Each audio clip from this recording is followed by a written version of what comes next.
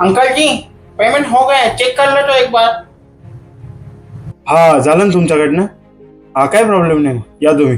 हाँ ठीक है ठीक है। वाह, अंकल जी कितने अच्छे थे।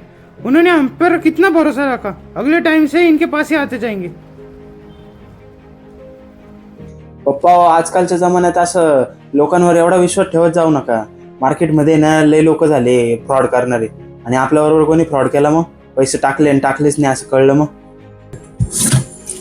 हे बघ पोरा, धंद्यात आहे ना आपले आणि कस्टमरचे जे रिलेशन असतं ना त्याला महत्वाचे राहते.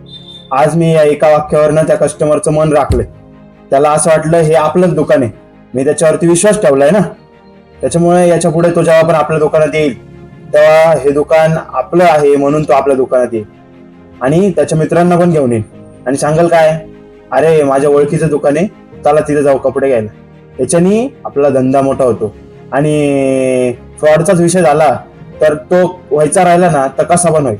आणि एवढं टेन्शन घ्यायचं नाही, देवी आई आहे ना आपल्यासोबत.